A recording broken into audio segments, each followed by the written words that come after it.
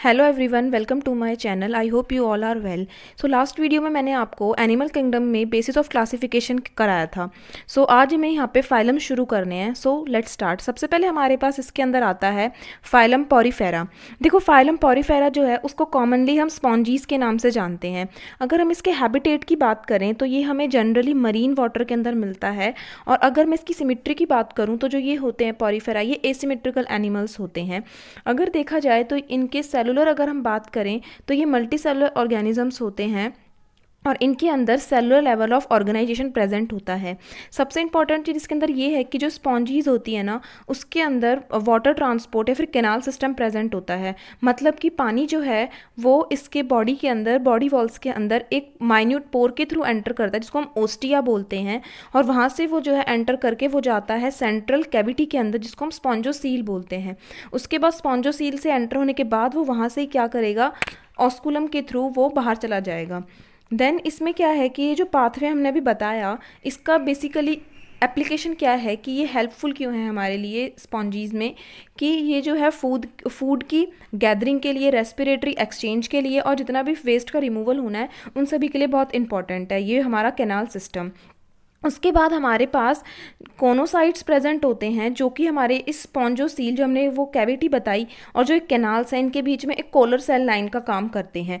Digestion की बात की जाए तो डाइजेशन जो होता है इसमें वो इंट्रासेलुलर होता है। और जो बॉडी होती है यहाँ पर स्पॉन्जीज की, या फिर हम बोल सकते हैं पॉरीफेरास की, वो एक तरीके से एक स्केलेटन की बनी हुई होती है, स्केलेटन सपोर्टेड होती है, जो कि स्पिक्यूल्स से बनी हुई होती है। इन स्पिक्यूल्स का दूसरा नाम है हमारे पास स्पॉन्जीन फाइबर्स। अगर हम इसके अब सेक्सेस की बात की जाए तो बेसिकली ये जो पॉरीफेरा होते हैं हर्माफ्रोडाइट होते हैं। हर्माफ्रोडाइट का मतलब क्या होता है कि जहाँ पर हमारा एग और स्पर्म जो होगा वो सेम इंडिविजुअल के अंदर प्रोड्यूस्ड होगा।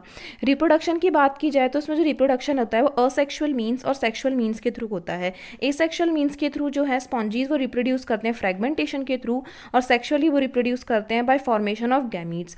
फर्टिलाइजेशन की बात करी जाए तो इसके अंदर जो फर्टिलाइजेशन है वो इंटरनल होता है, जो डेवलपमेंट होती है वो इनडायरेक्ट होती है। इट मीन्स उसके अंदर लार्वल स्टेज होती है, और जो लार्वल स्टेज होती है वो उसके अडल्ट से मॉर्फोलॉजिकली अलग होती है।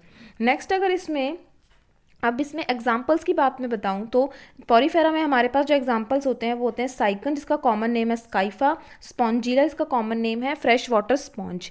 Next come to phylum Coelenterata. Coelenterata को हम कॉमनली निडेरिया भी बोलते हैं। अब इसमें बताऊंगी निडेरिया का बेसिकली हम क्यों बोलते हैं इसमें। अगर इसके हैबिटेट की बात की जाए तो ये एक्वाटिक होते हैं, ज़्यादातर हमें मरीन में मिलते हैं, फ्री स्विमिंग होते हैं। और अगर इसकी सिमिट्री की बात की जाए तो ये जो है रेडियली सिमिट्रिकल एनिमल्स होते हैं। अब यहाँ पे निडेरिया जो होता है हम इसको क्यों बोलते हैं, क्योंकि इसके अंदर नीडोब्लास्ट और नीडोसाइट्स प्रेजेंट होते हैं। बेसिकली ये जो होते हैं हमारे पास स्टिंगिंग कैप्सूल्स होते हैं, जिनको हम निमेटोसाइट बोलते हैं। और ये कहाँ पे प्रेजेंट होते हैं, टेंटिकल्स के ऊपर और बॉडी के ऊपर प्रेजेंट होते हैं सिलेंट्रेटा की। अब जो ये नीडोब्लास्ट होते हैं ना, इनका काम क्या होता है, क्यों ये प्रेजेंट होते हैं, ये एक तो प्रे को कैप्चर करने के लिए प्रेजेंट होते हैं, डिफेंस के लिए होते हैं और एनकरेज के लिए, मीन्स एक तरीके से सपोर्ट प्रोवाइड करेंगे। अगर इसके हम ऑर्गेनाइजेशन की बात करें तो बेसिकली इसके अंदर टिश्यू लेवल ऑफ ऑर्गेनाइजेशन होता है और ये डिप्लोब्लास्टिक होती है। बेसिकली इसके अंदर दो लेयर होंगी, एक होगी एक्टोडर्म जो बाहर की तरफ प्रेजेंट होगी, एंडोडर्म जो अंदर की तरफ प्रेजेंट होगी। अब इसकी कैविटी की बात की जाए तो इसके अंदर गैस्ट्रोवेस्कुलर कैविटी होती है, जिसके अंदर एक सिंगल ओपनिंग होती है। जो माउथ होता है इसको हम वहाँ पे हाइपोस्टोम बोलते हैं। डाइजेशन की बात की जाए तो ये हमारा एक्स्ट्रा सेलुलर और इंट्रा सेलुलर होती है इसमें डाइजेशन। उसके बाद हमारे पास कुछ निडेरियंस होते हैं जो सिलेंट्रेटा के अंदर आते हैं। इनके अंदर जो है हमारे पास एग्जाम्पल में मैं आपको बताती हूँ, जैसे कोरल्स है ना, वो जो है हमारे पास जो उसका स्केलेटन होता है वो हमारा कैल्शियम कार्बोनेट का बना हुआ होता है। निडेरियंस की तब भी बात आती है तो इसके अंदर दो बेसिक फॉर्म्स होती है, एक से पॉलिप और एक होती है मेड्यूसा। देखो, जो पॉलिप होती है ना वो मेड्यूसा को प्रोड्यूस करती है असेक्सुअली, और जो मेड्यूसा है वो पॉलिप्स को प्रोड्यूस करता है सेक्सुअली। इसमें हम ओबेलिया सबसे अच्छा एग्जांपल ले सकते हैं। अब इसमें हम देखते हैं कि हमारे पास, अगर मैं इसमें एग्जांपल्स की बात करूँ कि सिलेंट्रेटा में एग्जांपल्स कौन कौन से आते हैं, तो ये है हमारे पास, एक तो है हाइड्रा, एडेम्सिया, उसके बाद इसमें है हमारे पास ओरेलिया। देन हम नीडोब्लास्ट भी इसके अंदर एक तरीके से एक व्यू कंसिडर कर सकते हैं। उसके बाद नेक्स्ट हमारे पास आता है इसमें फाइलम टीनोफोरा। देखो कॉमनली जो टीनोफोरा होता है ना उसको हम सी वॉलनट्स बोलते हैं और उसको कॉम जेलीज के नाम से भी जाना जाता है। सबसे इंपॉर्टेंट जो चीज़ होती है इसके अंदर वो बायोल्यूमिनेसेंस की होती है, जो मैं भी आगे आपको बताऊंगी।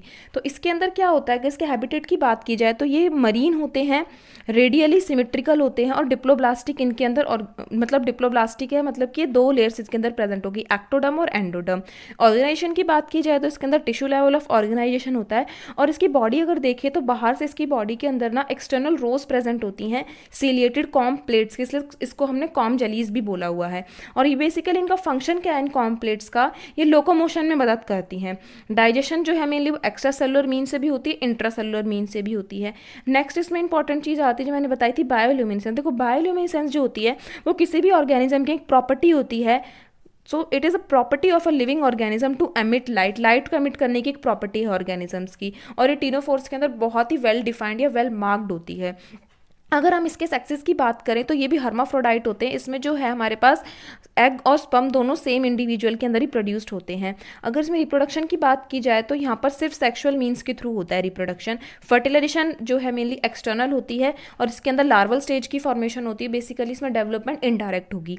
अब इसमें एग्जाम्पल्स देखा जाए तो उसमें टीनोप्लेना हमारे पास एग्जाम्पल और Pleurobrachia. Next come to phylum Platyhelminthes. देखो प्लेटीहेलमिंथिस जो है ना बेसिकली यहाँ पे हमें इस नाम से समझ जाएंगे, प्लेटी का मतलब होता है फ्लैट। तो जो ऑर्गेनिजम्स इसके अंदर आते हैं ना वो डोर्सो वेंट्रली फ्लैटेंड बॉडी, तो डोर्सो मतलब कि पीछे की साइड, वेंट्रली मतलब कि आगे की साइड, ठीक है। तो इसीलिए बेसिकली जो इसके अंदर प्लेटीहेलमिंथिस होते हैं कॉमनली इसको हम फ्लैट वॉर्म्स बोलते हैं। अब ये जो होते हैं ये ज़्यादातर हमारे पास एंडोपैरासाइट होते हैं, मतलब कि जो होस्ट बॉडी के अंदर रहेंगे। और अगर हम देखा जाए तो जो फ्लैट वॉर्म्स होते हैं वो सिमिट्री के तरफ से बाइलेटरल सिमेट्रिकल होते हैं, ट्रिप्लोब्लास्टिक है मीन्स यहाँ पे एक मीजोडर्म भी प्रेजेंट होगी एंडोडर्म और एक्टोडर्म के बीच में। एसिलोमेट होते हैं मतलब सिलोम प्रेजेंट नहीं होगी। ऑर्गेनाइजेशन इसके अंदर ऑर्गन लेवल ऑफ ऑर्गेनाइजेशन है। सबसे इंपॉर्टेंट चीज़ है इसके अंदर हुक्स और सकर्स प्रेजेंट होते हैं पैरासिटिक फॉर्म के अंदर, और अभी नहीं तब न्यूट्रिएंट्स को एब्जॉर्ब करना होता है होस्ट बॉडी के थ्रू, तो ये डायरेक्टली जो बॉडी सरफेस होता है वहाँ से ये एब्जॉर्ब कर लेते हैं। सबसे इंपॉर्टेंट एक और चीज़ आती है इसके अंदर, किसके पास एक स्पेशलाइज सेल होते हैं फ्लेम सेल्स। इनका काम क्या होता है, ये ओस्मो रेगुलेशन में मदद करते हैं, एक्सक्रीशन में मदद करते हैं। तो 1 मार्क के लिए इंपॉर्टेंट है फ्लेम सेल्स का फंक्शन। उसके बाद ये भी हमारे हर्माफ्रोडाइट मीन्स सेम इंडिविजुअल के अंदर हमारे एग और स्पर्म जो है वो प्रेजेंट होंगे। फर्टिलाइजेशन जो है वो इंटरनल होगी और डेवलपमेंट जो है वो लार्वल स्टेजेस के थ्रू होगी, मीन्स इनडायरेक्ट होगी। अब इसमें एग्जाम्पल देखें तो प्लेनेरिया जो है वो सबसे हाई रीजनरेशन कैपेसिटी दिखाता है। इसके अलावा इसमें टाइनिया है, फेशियोला है। Next come to एस्केलमिंथिस।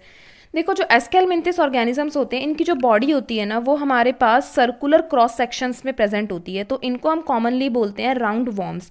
ये अगर इसके हैबिटेट की बात की जाए तो ये जो है फ्री लिविंग होते हैं, एक्वाटिक होते हैं, टेरेस्ट्रियल होते हैं, और अगर हम प्लांट्स और एनिमल में देखें तो बेसिकली ये पैरासिटिक होते हैं। उसके बाद जो राउंड वॉर्म है अगर उसके ऑर्गेनाइजेशन की बात की जाए तो इनके अंदर organ system level of organization होता है। बाइलेटरली सिमेट्रिकल होते हैं, ट्रिप्लोब्लास्टिक होते हैं, और सूडोसिलोमेट मीन्स इनके अंदर फॉल्सिलोमेट प्रेजेंट होगी। उसके बाद इसका डाइजेस्टिव सिस्टम देखा जाए तो इसकी जो एलिमेंट्री केनाल होती है वो कंप्लीट होती है और उसके अंदर मस्कुलर फेरिंग्स होती हैं well developed. Excretory tube present होती है जिसके थ्रू जितना भी बॉडी वेस्ट है वो बॉडी से मेनली एक्सक्रीट आउट होता है एक एक्सक्रीटरी पोर के थ्रू। उसके बाद ही जो है हमारे पास एनिमल्स ये बेसिकली डायोशियस होते हैं, मीन्स इसमें जो मेल और फीमेल्स होंगी वो एक दूसरे से बहुत डिस्टिंक्ट होंगी। अगर हम साइज़ की बात करें तो फीमेल जो है बेसिकली वो हमारी मेल से लॉन्गर होती हैं। फर्टिलाइजेशन जो है इसके अंदर वो इंटरनल होती है। डेवलपमेंट जो है वो डायरेक्ट भी हो सकती है, इनडायरेक्ट भी। देखो डायरेक्ट होगी तो यंग वन से रिजेंबल करेगी हमारे अडल्ट फॉर्म। अब इसके अंदर एग्जाम्पल्स की बात की जाए तो इसमें हमारे पास सबसे अच्छा एग्जाम्पल है एस्कैरी जिसको हम राउंड वॉर्म्स बोलते हैं, एनसाइक्लोस्टोमा जिसको हम कॉमनली बोलते हैं हुक वॉर्म्स। तो देखो यहाँ पे हमारे पास हमने जो है 5 फाइलम जो कंप्लीट किए हैं।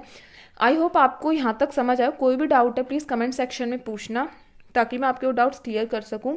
इसके बाद हमारे पास नेक्स्ट कुछ और फाइलाज हैं, क्योंकि बेसिकली हमारे पास एनिमल किंगडम में ना 10 फाइलाज आते हैं, तो 5 फाइल हमने आज कंप्लीट करे हैं और नेक्स्ट जो 5 वो मैं आपको नेक्स्ट वीडियो में अपलोड कर दूंगी। उसके बाद नेक्स्ट जो हमें पढ़ने हैं वो एनालिडा, आर्थ्रोपोडा, मोलस्का है हमारे पास, इकिनोडर्मेटा है, हेमिकॉर्डेटा है और कॉर्डेट्स हैं। तो यहाँ पे तो बेसिकली क्या है, अभी तक तो बहुत ही ठीक ठीक था कि हमने हैबिटेट के बारे में पढ़ा है, इनके फीचर्स के बारे में पढ़ा है, और इसके बाद अगर आपको जो भी डाउट हो तो आप ज़रूर पूछना। I hope you like the video. Please like, share, comment and subscribe to my channel. Thank you.